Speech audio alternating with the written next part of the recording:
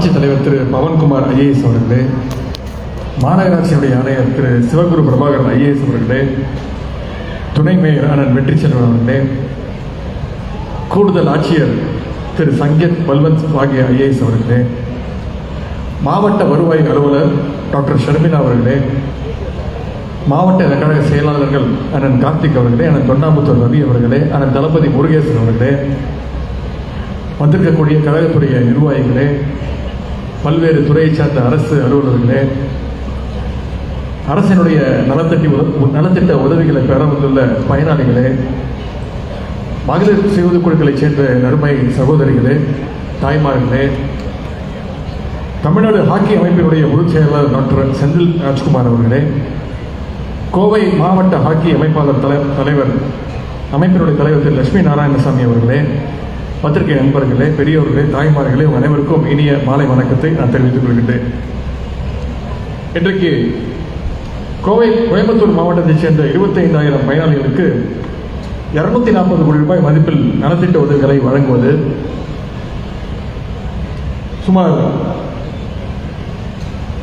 113 கோடி அளவில் பணி நிறைவுற்ற பணி திட்டங்களை தொடங்கி வைப்பது, அதே போல மாநகராட்சி மேல்நிலைப்பள்ளி மைதானத்தில் ரூபாய் 9 கோடி மதிப்பில் செயற்கை புல்வெளி ஹாக்கி மைதானம் மற்றும் 8 கோடி மதிப்பீட்டில் மாணவர்கள் தங்கி பயிற்சி பெற ஹாஸ்டல் வசதி மற்றும் 2 மினி ஸ்டேடியம் அறிவிக்கப்பட்டு அந்த பணிகள் எல்லாம் துவங்கப்பட்டு உள்ளன. புதிய திட்டங்களுக்கு அடிக்கல் நாட்டுவது என்று இங்கு நடைபெறுகின்ற இந்த நிகழ்ச்சியில் பங்கேற்று உங்களை எல்லாம் சந்திப்பதில் நான் மிகுந்த மகிழ்ச்சி அடைகின்றேன், பெருமை அடைகின்றேன். குறிப்பாக சுமார் 2,250 குழுக்களுக்கு, சுயஉதவி குழுக்களுக்கு, சகோதரிகளுக்கு 15 கோடி ரூபாய் அளவில் வங்கிக் கடன் இணைப்புகளும் இங்கே வழங்கப்பட இருக்கின்றது. அதே போல 220 குடும்பங்களுக்கு வீட்டுமனை பட்டாவையும் இந்த மேடையிலே வழங்க இருக்கின்றோம். கோவைக்கு எப்பொழுது வந்தாலும் ஒரு தனி புத்துணர்ச்சி கிடைக்கும்.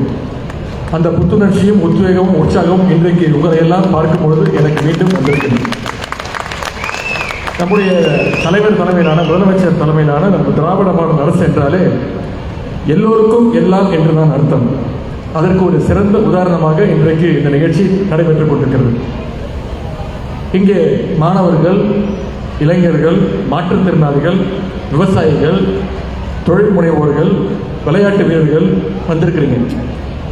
எல்லாவற்றுக்கும் மேலாக இந்த அரசிற்கு என்றைக்குமே பக்கபலமாக இருக்கக்கூடிய தாய்மார்கள், மகளிர் ஆயிரக்கணக்கில் இங்கே வந்திருக்கிறீங்க. இப்படி சமூகத்தில் உள்ள அனைத்து தரப்புக்கும் அவர்களுடைய தேவை அறிந்து ஒவ்வொரு திட்டத்தையும் நிறைவேற்றுவதுதான், செயல்படுத்துவதுதான் நம்முடைய முதலமைச்சர் அவர்கள், நம்முடைய திராவிட மாடல் அரசு. அதனால்தான் நம்முடைய அரசுடைய திட்டங்கள் உங்கள் மத்தியில் மிகப்பெரிய வெற்றியை பெற்றிருக்கிறது. குறிப்பாக சொல்லணும்னா மகளிருக்கான திட்டங்கள் மிகப்பெரிய வரவேற்பை பெற்றிருக்கிறது. நம்முடைய ஆட்சி அமைந்த பிறகு மகளிருக்கான விடியல் பயணம் திட்டத்திற்கான அந்த கையெழுத்து தான் நம்முடைய முதலமைச்சர் அவர்கள் போட்ட முதல் கையெழுத்து. இதற்கு இன்றைக்கு வரைக்கும் சுமார் 700 கோடி பயணங்களை மகளிர் கட்டணம் இல்லாமல் மேற்கொண்டிருக்கிறாங்க. அதே மாதிரி புதுமை பெண் திட்டம் மூலம் உயர்கல்வி படிக்கின்ற சுமார் 3.5 லட்சம் மாணவிகளுக்கு மாதம் 1000 ரூபாய் கல்வி ஊக்கத்தொகை வழங்கப்படுகின்றது. அதே போல் தமிழ் புதல்வன் திட்டம் மூலம் 3,50,000 மாணவர்களுக்கு மாதம் 1000 ரூபாய் கல்வி ஊக்கத்தொகை வழங்கப்படுகின்றது. இது மட்டுமல்ல, மகளிர் காலையில் எழுந்திருச்சு பிள்ளைகளுக்கு சமைச்சு கொடுக்க சிரமப்படக்கூடாதுன்னு முதலமைச்சருடைய காலை உணவு திட்டம் நம்முடைய முதலமைச்சர் அவர்கள் தொடங்கி வச்சாங்க. இதன் மூலமாக ஒவ்வொரு நாளும் கிட்டத்தட்ட 21 லட்சம் மாணவர்கள் பயனடைஞ்சிட்டு வராங்க. இது எல்லாத்திற்கும் மேலாக ஒரு திட்டம்னா இந்தியாவே திரும்பி பார்க்கக்கூடிய ஒரு திட்டம், அதுதான் கலைஞர் மகளிர் உரிமை தொகை திட்டம். இந்த திட்டம் மூலமா ஒவ்வொரு மாதமும் கிட்டத்தட்ட 1,15 லட்சம் மகளிருக்கு மாதம் 1000 ரூபாய் கலைஞர் மகளிர் உரிமை தொகை திட்டம் கொடுக்கப்பட்டு வருகின்றது. நேற்று முன்தினம் கூட நம்முடைய முதலமைச்சர் அவர்கள் சட்டப்பேரவையிலே அறிவித்திருக்கிறார்கள், ஒரு அறிவிப்பை வெளியிட்டாங்க. கலைஞர் மகளிர் உரிமை திட்டத்தின் கீழ் இதுவரை விண்ணப்பிக்காத மகளிர் வரும் ஜூலை மாதம் முதல் புதிதாக விண்ணப்பிக்கலாம் என்று அந்த அறிவிப்பு சொல்லியிருக்கிறாங்க. ஆகவே விரைவில் இன்னும் அதிகமான மகளிருக்கு உரிமை தொகை கிடைக்கப் போகிறது என்ற மகிழ்ச்சியான செய்தியை இங்கே நான் உங்களோடு பகிர்ந்து கொள்ள விரும்புகின்றேன். அது மட்டுமல்ல, மகளிர் சுய குழுக்களுடைய சகோதரிகள் நன்மை கருத்தில் கொண்டு இந்த ஆண்டு 37,000 கோடி ரூபாய் அளவிற்கு வங்கிக் கடன் இணைப்புகளை நம்முடைய முதலமைச்சர் அவர்கள் வழங்க உத்தரவிட்டிருக்கிறாங்க. குறிப்பாக நம்முடைய கோவை மாவட்டத்தில் உள்ள குழுக்களுக்கு இந்த 4 ஆண்டுகளில் மட்டும் கிட்டத்தட்ட 3800 கோடி ரூபாய் அளவுக்கு முதலமைச்சர் அவர்கள் வங்கிக் கடன் இணைப்பை வழங்கியிருக்கிறார். இதையெல்லாம் நம்முடைய முதலமைச்சர் அவர்கள் நம்முடைய திராவிட மாடல் அரசும் உங்களுக்கு கொடுக்கப்பட்டிருக்கக்கூடிய கடன் தொகையாக பார்க்கவில்லை. உங்களுடைய உழைப்பின் மீது வைத்திருக்கக்கூடிய நம்பிக்கை தொகையாகத்தான் நாங்கள் பார்க்கின்றோம். அந்த நம்பிக்கையை காப்பாற்றுகின்ற வகையில் நம்முடைய சுயஉதவிக்குழுவினர் சிறப்பாக செயல்பட்டு வருகிறீங்க.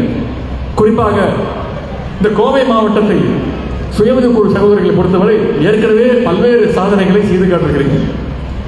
அதில் சிலவற்றை மட்டும் இங்கே நான் குறிப்பிட்டு காட்ட விரும்புகின்றேன்.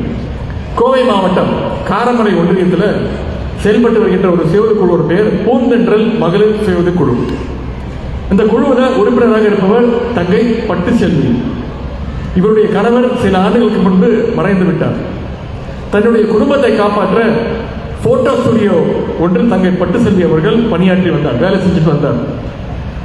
அங்கே அவங்க கொடுக்கக்கூடிய சம்பளம் வெறும் 9000 ரூபாய். அந்த சம்பளம் அவங்க குடும்பத்தை நடத்துவதற்கு போதுமானதாக இல்லை.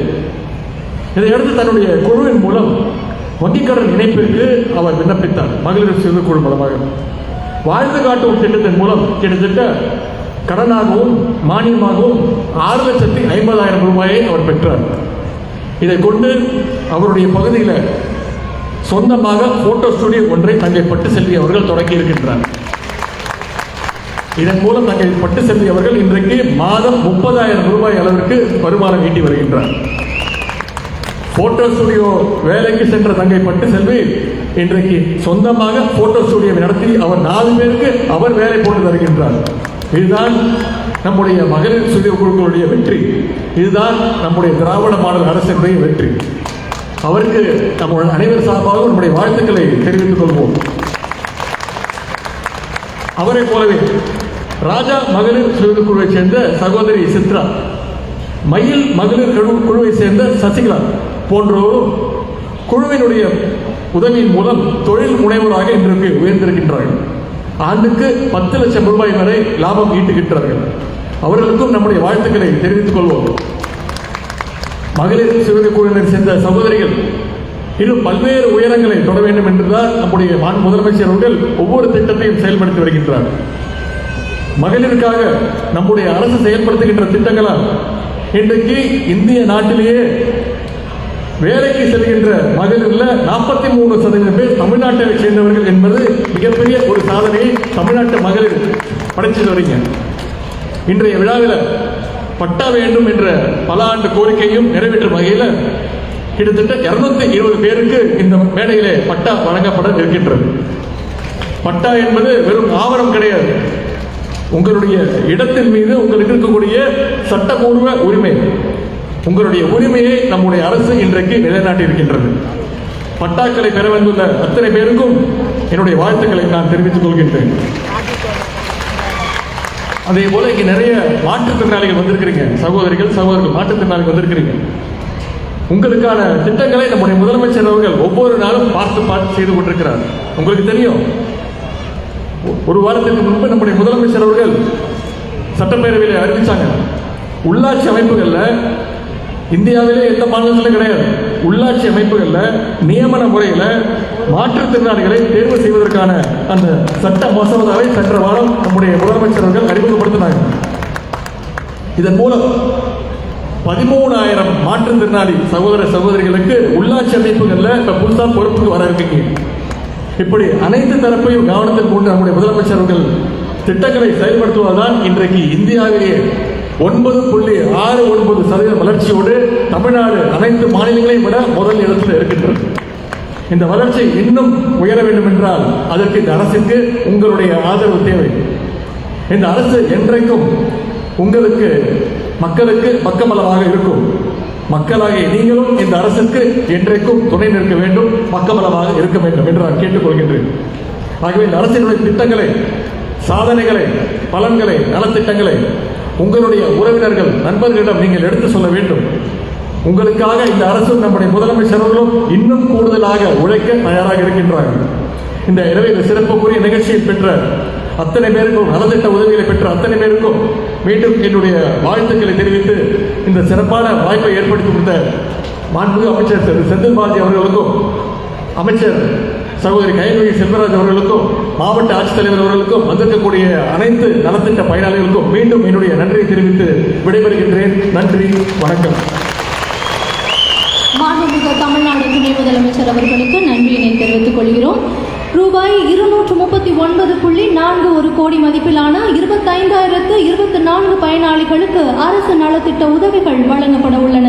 தற்போது மேடையில் 28 பயனாளிகளுக்கு மாண்புமிகு தமிழ்நாடு துணை முதலமைச்சர் அவர்கள் நலத்திட்ட உதவிகளை வழங்க இருக்கிறார்கள்.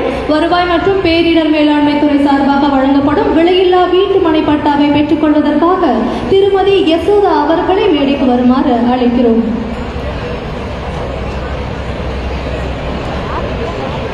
திருமதி யசோதா அவர்கள் விலையில்லா வீட்டுமனை பட்டாவை பெற்றுக் கொள்கிறார்கள். அவரை